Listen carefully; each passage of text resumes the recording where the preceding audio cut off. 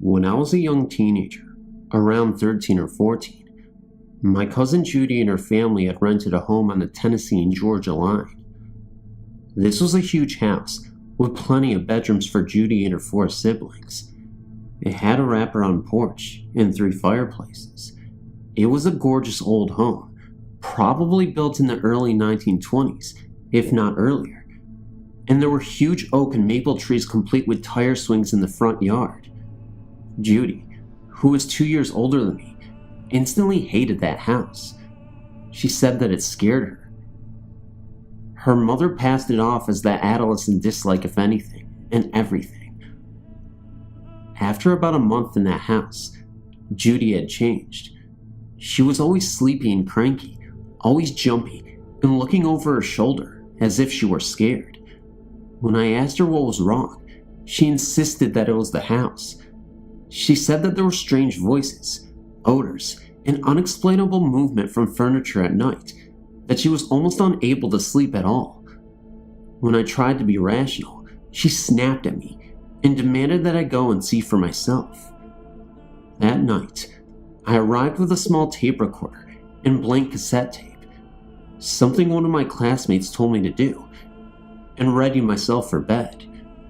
Just after 11 p.m., I awoke to the sound of fingernails tapping rhythmically on a wooden table.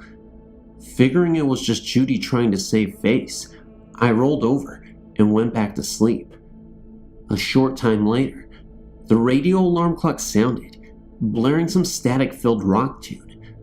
I turned it off, thinking again that it was just Judy pulling another prank. Later still, I awoke freezing cold. All of the blankets were piled at the foot of the bed. Judy was sitting with her back to the headboard, and her knees curled up under her chin, and her arms wrapped around them. She was staring glazed eyes at the dresser mirror, where there was this faint, fog-like mist reflecting in it. Again, thinking it was all Judy's doing, I gathered up the covers and went back to bed.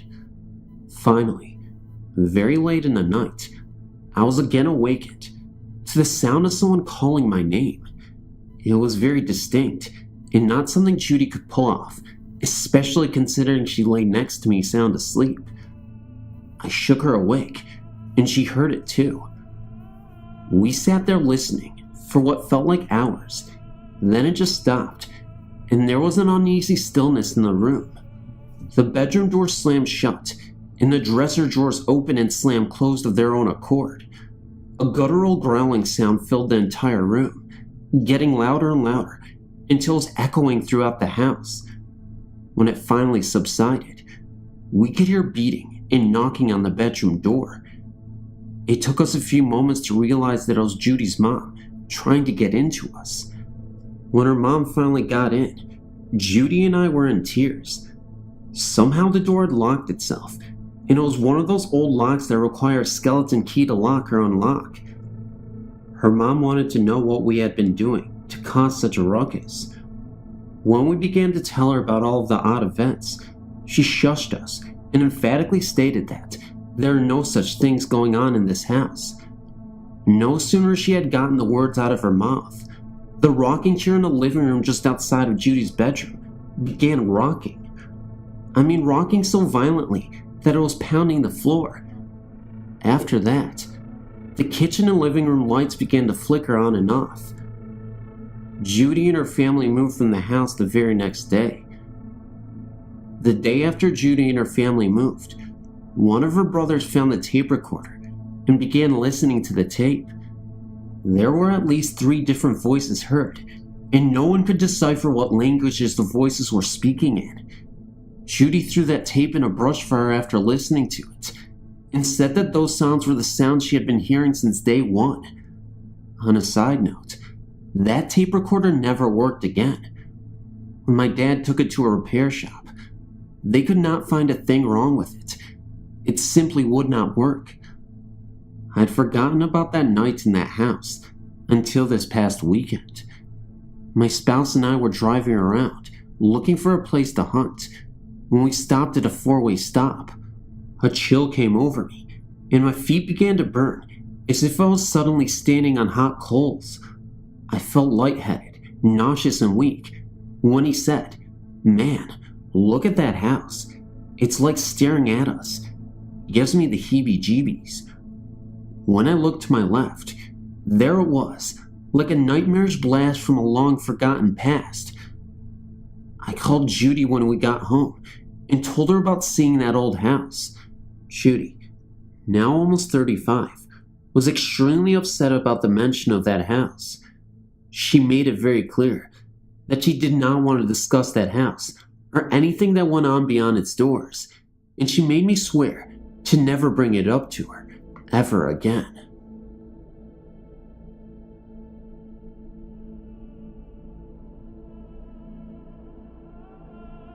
From 2001 to 2003, my grandma and I lived in a house in Boonville, Missouri. The house was my uncle's, but it used to be a duplex, so my grandma had one side, he had the other, and I had the upstairs that went from his side up. First, I have to say that the house always felt weird. It used to be a vet's office, and between the two halves of the house, there's a little hallway about 3.5 feet long, with a door on her side, a door on his side, and a door to the basement. The doors in the house stuck at some times of the year and wouldn't stay shut the other part of the year. This was the part of the year that they wouldn't stay shut. They just swung all the way open. I went downstairs to go talk to my grandma, and when I went into the hall, both doors slammed shut.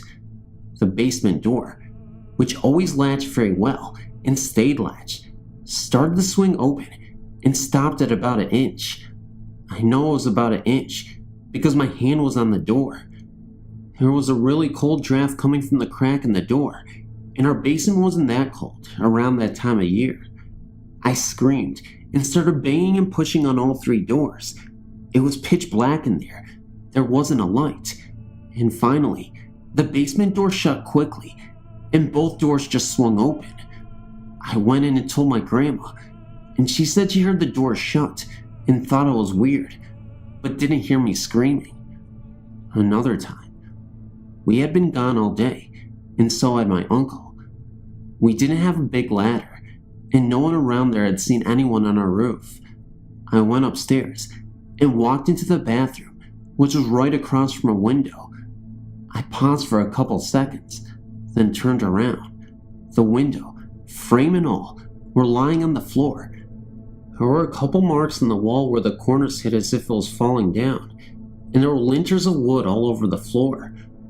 We checked, and there weren't any pry marks, and no marks outside, and no handprints on the window like someone had pushed it. My uncle still thinks I somehow pried it off the wall. That is the window he kept telling me to keep shut. I tried, but it was one of those windows that opens from the top and leans in. Every time I shut it and locked it, it would come open. He slammed it shut, and the next time it was open was when the window fell off the wall, as we put it. There are other things that happened in that home. Almost all of it happened upstairs. The locked doors would pop unlocked, open, shut, then relock themselves. If I put too many things on top of the filing cabinet in the corner of my bedroom, it would shake violently until some stuff fell off. When anyone went up or down the stairs, something grabbed your ankles about halfway and even tripped you.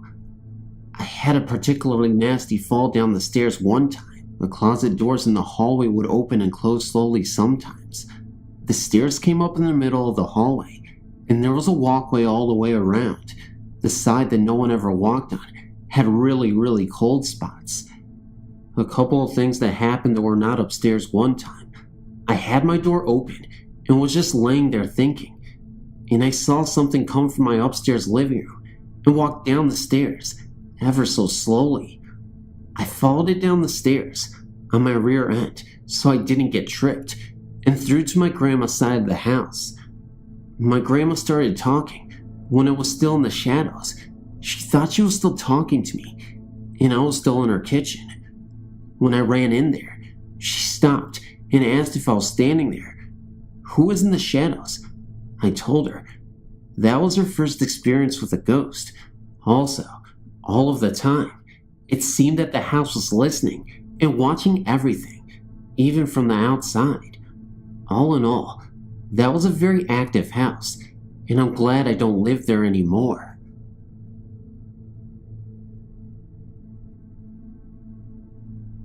We moved into our house in August of 2001. We first realized we had a ghost when I was sitting on the toilet, and the toilet paper in front of me suddenly and very quickly began to unroll into a perfect pile on the floor. This happened once to my husband also. Soon it began. Here are some of the things we have experienced with our ghost. We have a woman who died in her son's room. Her name is Della. We know this from buying the house from her nephew. And we have a male ghost, but we do not know who he is. Her son will sit in the game room and turn his stereo on. It will turn off. He will get up and turn it back on. It will turn off again. He finally, after a while, gets frustrated and just leaves it off afterwards.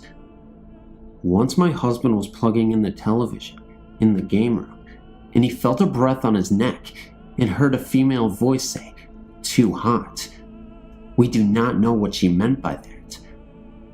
Her son was sitting in the upstairs TV room one day. We have a bookshelf in this room. On the top shelf were 2 tall candles and plants. The candle came up over the plants, across the middle of the floor, and hit him on his knee. One evening, my husband and I were the only ones home, and we had heard a crash in the kitchen. One of our glasses had come out of the top cabinet and smashed into the middle of the kitchen floor. One morning we woke up, and the kitchen stool, which had been under the table at the end of the kitchen, was in front of the stove, as if Della had been sitting there, watching something cook. We had several people over, and videotaped the comforter on her bed, being straightened by invisible hands. Also, at this time we asked, "What are you doing here?" A male voice whispered, "Watching." That is when we realized we had not only had Della in this house, but a male ghost as well. We have had on numerous occasions the smell of baking bread, and no one was baking bread. According to her nephew, she died in her son's bedroom in the month of June. The first June that we were there, we had approximately 7 times that the police would call and say that they just received a hung-up 911 call. After a while, we figured out who was doing it and removed the telephone from that room. It never happened again. One summer evening, my husband was in the backyard. When I walked out, he asked, "Where's my beer?" I did not know what he was talking about. He said he thought it was me walking through the kitchen, and he had yelled up for me to bring a beer. I had not been upstairs. I was down in the laundry room. Her son took a picture with his camera cell phone of a dark figure of a man sitting at her desk in front of the computer. We have things like our shoes being upstairs and ending up downstairs, just small things like that being moved. And finally, we can hear someone walking around upstairs when we are downstairs in the game room. It has just become our way of life. They are like part of the family. We don't even consciously notice half of the stuff happening anymore. One of the most horrifying incidents, though, occurred one night while sound asleep. My husband had been sleeping in another room at the time, when I could have sworn I heard faint screams coming from the room he was sleeping in.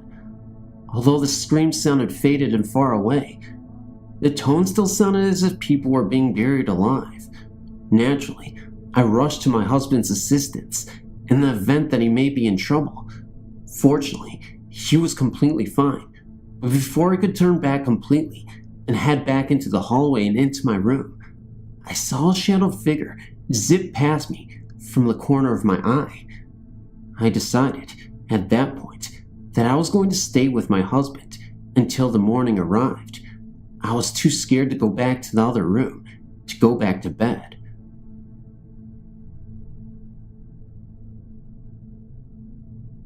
Hey, my name is Kelly, and I know that this experience is a bit short, but it's also a life-changing story that I'll always remember for the rest of my life. I used to frequently visit this young girl, who I became a babysitter for. Her parents' house was a typical American dream type home, nestled inside a friendly subdivision of similar looking homes, with white picket fences, perfectly manicured lawns, etc. One specific occasion, I was watching that girl play around in the front yard. It was late night, and I know it wasn't the smartest thing to do to let a child play around outside in the yard, but I was watching her, and the neighborhood was always very safe. I think it was about 11:30 p.m. at night when this whole event occurred. The streets had been empty. Absolutely nobody was out there but me and this little girl. That was when I noticed a man aimlessly wandering down the street just in front of the house. Since I was so focused on paying attention to the little girl, I didn't really notice him pop into my field of vision until he passed us by.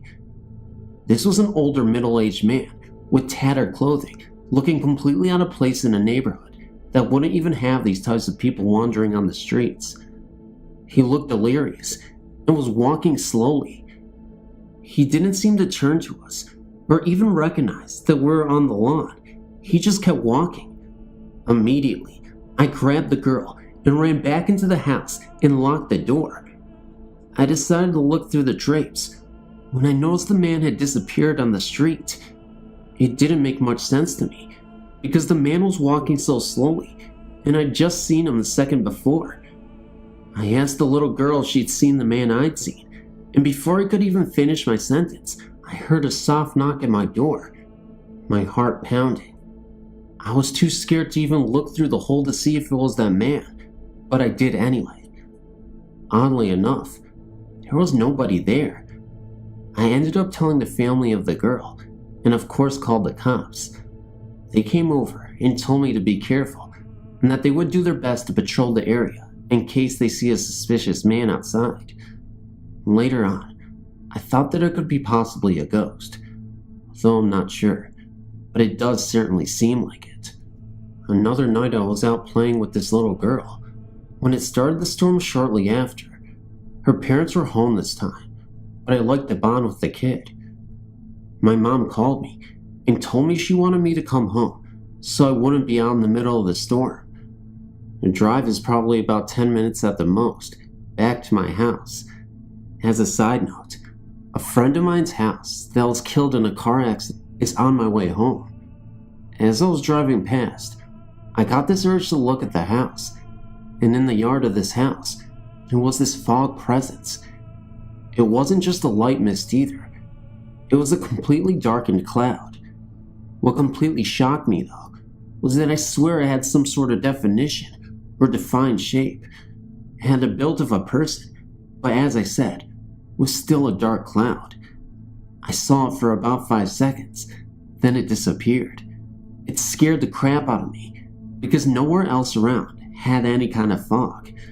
It definitely seems that this area has a lot of supernatural energy, and I'm not sure why. Thanks for reading, though.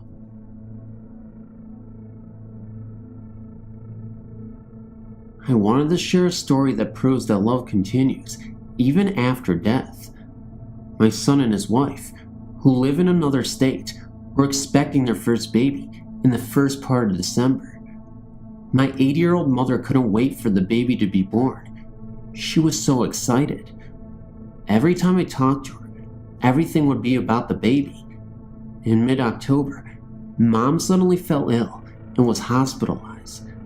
My son and his wife came down and spent a lot of time with Mom in the hospital, making plans for the baby, etc. On November 5th, Mom died. My beautiful granddaughter was born December 1st. It was named after her great-granny. It was very bittersweet, as we loved the baby more than anything, and so glad she was healthy. But it was very sad knowing how much Mom wanted to see her. Well, death did not keep Mom from seeing her first great-grandchild. While in the hospital, my daughter-in-law was alone in the room, with the baby, kinda dozing in and out.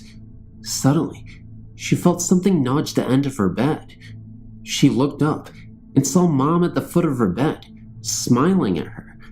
About this time, The baby started to fuss. My daughter-in-law watched in awe as Mom glided across the room to the baby and started rubbing her back. The baby immediately quieted down, and Mom slowly faded away. The baby is now a month old, and my daughter-in-law says that now that they are home, the house will start to feel different, and the baby acts like someone is playing with her. I think we know who our guardian angel is. As a side note, yes, the story is 1000% authentic. I know maybe people might not believe it, but obviously it happened, and I have the proof to back it up, at least in my heart. It's not the scientific proof that everybody wants, but it did happen. I believe in ghosts. I'm certain of it. Hey guys, it's Phantomofdarkness. Remember when I said I was going to take you on a journey if you didn't read the community post or didn't follow me on social media? Twitter and Facebook. Well, Facebook I'm not really active at all, so don't follow me on Facebook. But Twitter. I was about to say Facebook again, but no, we're not going to go down that road. Anyway, the road we're going to go on is commenting, liking, share, and subscribe. You know, the greatest thing about sharing my work is that if people haven't seen my work before, they'll be able to share the excitement they have for ghost stories. Remember guys, this is 100% ghost stories. Nothing but ghost stories, paranormal activity, and anything of the above.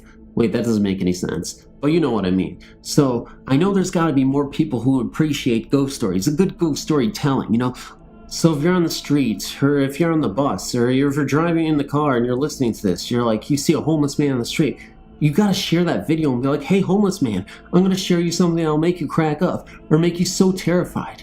And then tell him to subscribe. Tell him to go to the library or something, because I know sometimes, you know, homeless people, they go to the library and they, that's how they get their access to the internet. And then the homeless person from there is gonna talk to another person, and they're just gonna connect, and everybody's gonna share the stories, and we're gonna share the videos and enjoy the entire video for the rest of our lives. So that's what sharing does. You know, social media, global, even people who are less fortunate can watch and enjoy it, and I'm an asshole. Sorry guys, I don't even know what the hell I'm talking about. Story 3, I love that so much. Let me know in the comment section below which story that you love the most. Story 3 has got to be my favorite. I'm not trying to influence you, but story 3, story 3, story 3. So with that guys, good night, good morning. I love you guys, and I'll see you in the next video.